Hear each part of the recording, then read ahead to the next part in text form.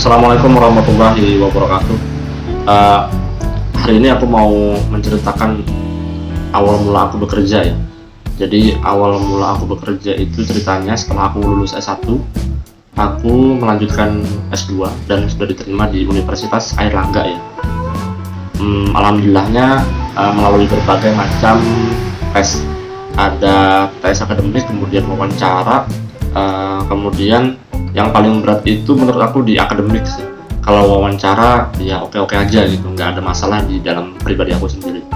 Kemudian selang beberapa hari aku lihat web dan hasilnya aku diterima begitu di situsnya Universitas Airlangga. Aku dinyatakan diterima dan 1 bulan kemudian lah baru mengikuti kuliah yang sebenarnya.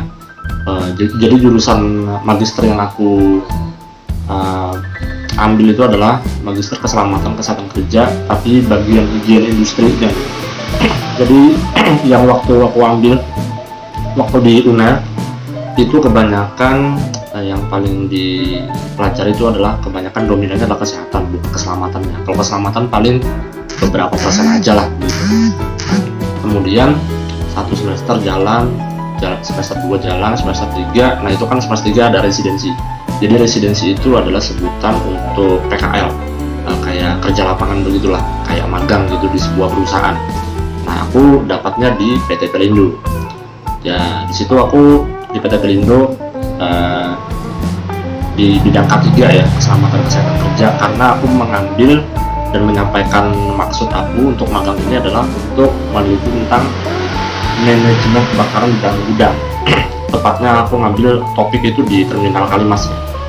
Nah kemudian jalan sudah 1 bulan, karena residensi cuma 1 bulan aja. PKL di perusahaannya itu, magangnya di perusahaan itu cuma 1 bulan aja kalau S2. Kemudian sudah selesai 1 bulan, aku presentasi, alhamdulillah lulus magang di perusahaan itu. Kemudian ada staf senior aku di Pelindo.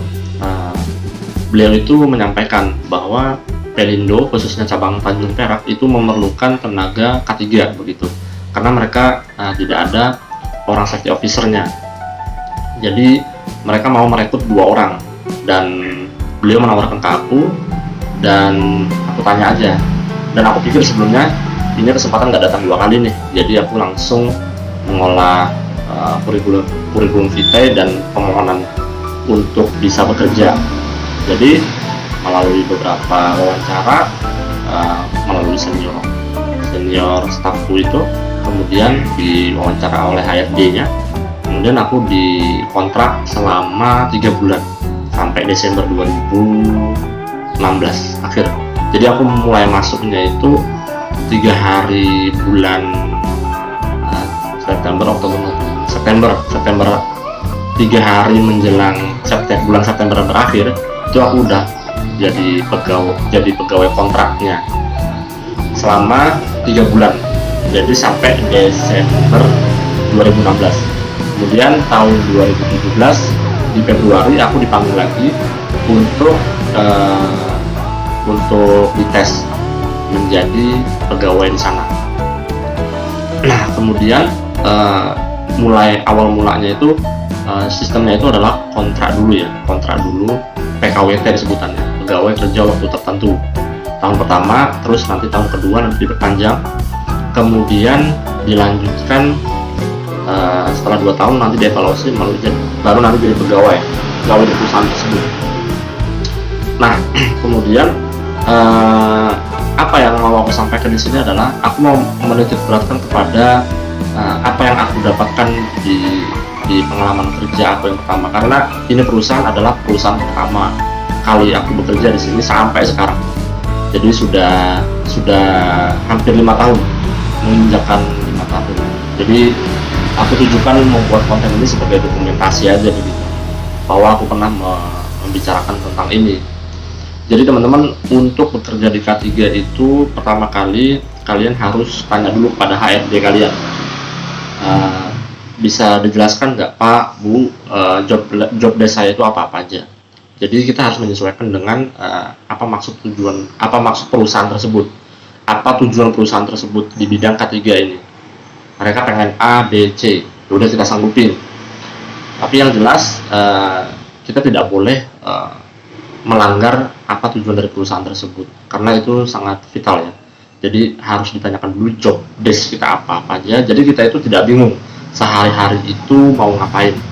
Tapi pertanyaannya, apabila perusahaan itu tidak memiliki job desk tentang K3, ya kita sebagai seorang safety officer yang staff dulu, itu kita harus tanya kepada senior ya, yang sudah berpengalaman, dengan cara apa nih kita memulai membuat program kerja dulu kah, atau bagaimana. Kalau sekretaris P2 K3 nya itu belum terbentuk, bagaimana cara prosedurnya. Nah, itu harus ditanya dulu kalau belum tahu ya. Tapi bagi yang sudah tahu, karena udah ada bekal pengalaman di perusahaan sebelumnya atau di perkuliahan misalkan, nah itu bisa untuk diaplikasikan langsung. Jadi mungkin dibentuk dulu tim P2 K3 nya, panitia persiapan keselamatan kesehatan kerja itu. Kemudian tentukan juga sekretarisnya, karena syarat jadi sekretaris P2 K3 itu adalah yang memiliki sertifikasi ahli K3 umum yang terbitan dari kementerian. Kalau kebanyakan ada NSP sih ya. Jadi yang jelas melakukan Kementerian Ketenagakerjaan gitu. Nah, itu yang perlu dipahami dulu.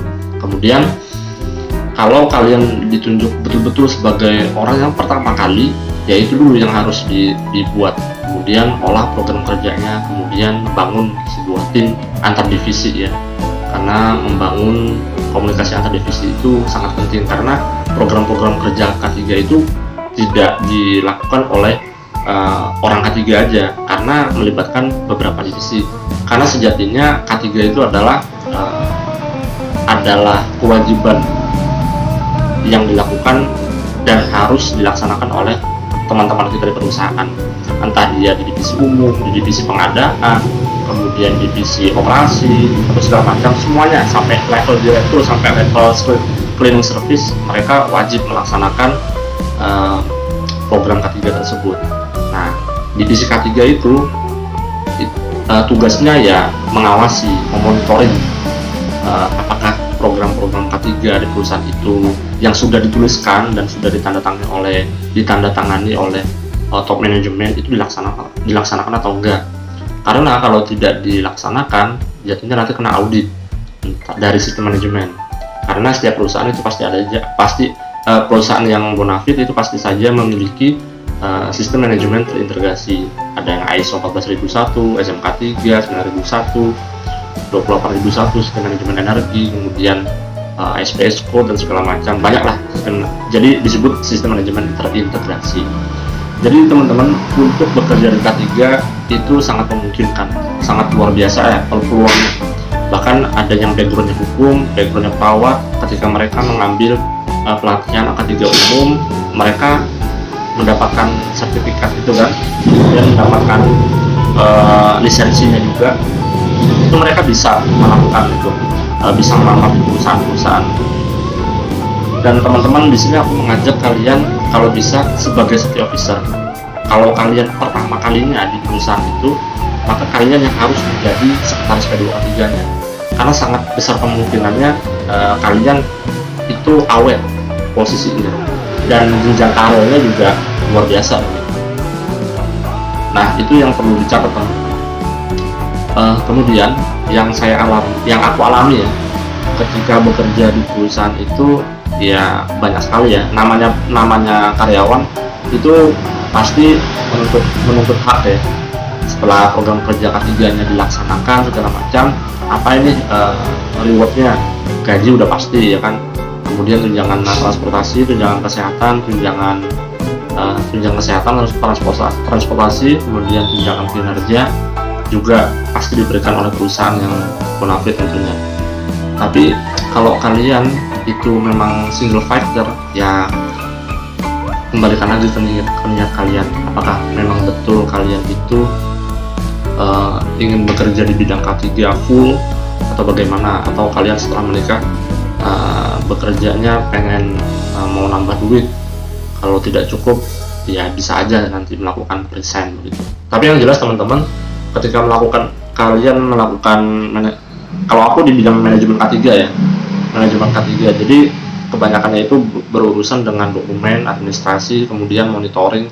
Pokoknya aku yang mengendalikan program kerja yang ada di perusahaan tentang K3. Jadi program-programnya itu banyak, dan di sebutan di kantorku itu namanya HSSE, Health, Kesehatan, Safety, Keselamatan, Security, Keamanan, dan Environment, lingkungan.